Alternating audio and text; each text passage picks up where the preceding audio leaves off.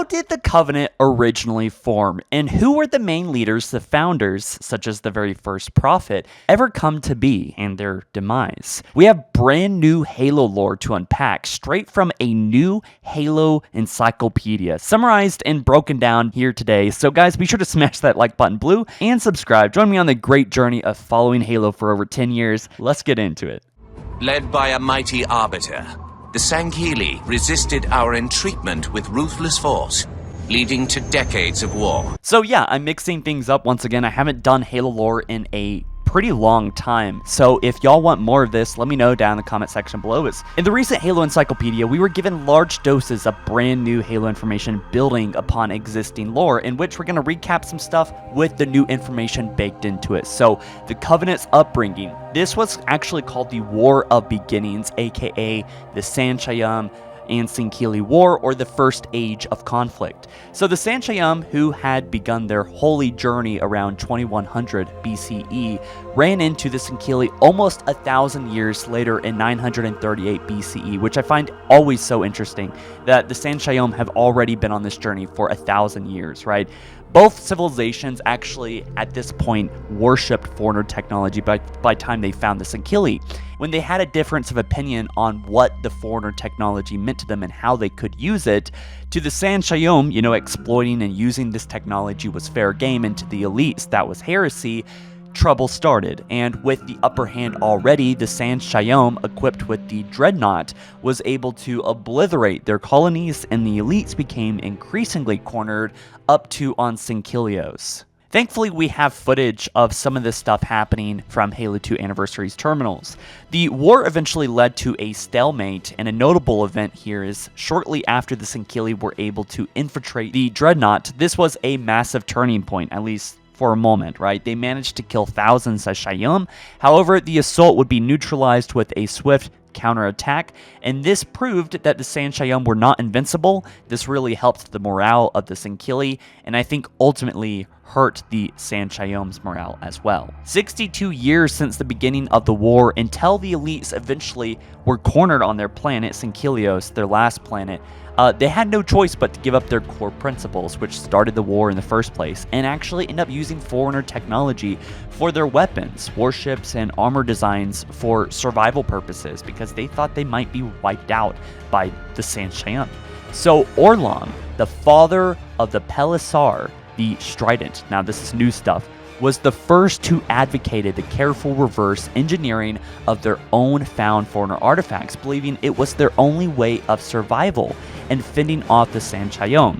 Now, this was a very unpopular opinion and led him getting assassinated. However, his son, Pelisar, remained rooted in his father's beliefs and pressed forward with his first hybrid elite foreigner vessel named Reckless Pursuit. We also learned in the Encyclopedia about Pervading Stone, a leader of the Keepers of Dawn, and actually the very first Sanchayam to be called a prophet, led one final strike with the Dreadnought against Sankilios. Pervading Stone, he really embodies the modern prophets of evil and narcissism and, silencing and eliminating dissenters whenever necessary. He wanted the entire annihilation of the Sankili race, alright? This was a bad dude. Despite his advisors, who actually wanted a truce with the elites, he had one of them killed and pressed on.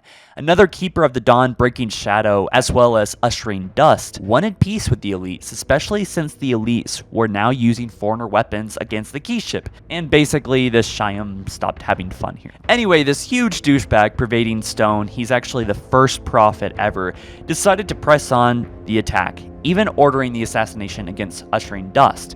And once the Keyship was assaulting Sankilios, it eventually got shot down and crashed due to the elite foreigner ship Reckless Pursuit. And the success of the test actually changed public opinion, and this changed Sankilios forever. I think at this point everyone there kind of embraced the new tradition of just kind of using and abusing foreigner technology, right? And so now seeing that their survival came from it too, this changed public opinion. As the Dreadnought was shot down, the Sankili stormed the ship, and Pervading Stone refused to surrender and led to his death at the hands of the elites. After the defeat of the Sanshayun, this led to the first appointed First Kaidan, and now, I believe, the second prophet ever breaking shadow, to create a truce, aka the Writ of Union, birthing the Covenant into existence. Usa, an accomplished commander for the elites, was actually opposed to the Covenant, feeling that it makes Sankili servants of sorts to their old enemies, which I think is really what we see even in the video games, right?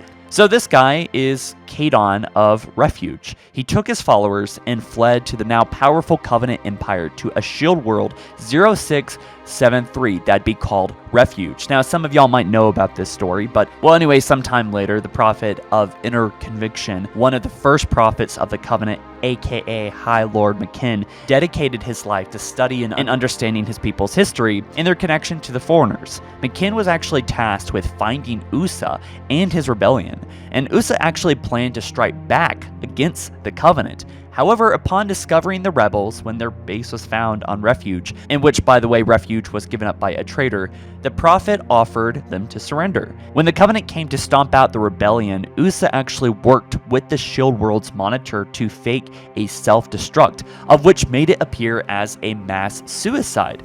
But actually, they continued to live in secret. The Covenant thought that they were all gone. However, even after 2552, which is like 3,000 years later, the Covenant never actually found out that Refuge was still living amongst the Shield World that had now been broken up and ripped apart.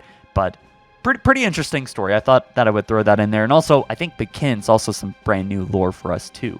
So yeah, this was my first lore video in almost a year, and I just want to get back into the roots of what made this channel so awesome. I mean, there's so much new lore in this encyclopedia, and it's kind of reignited my passion for talking about lore.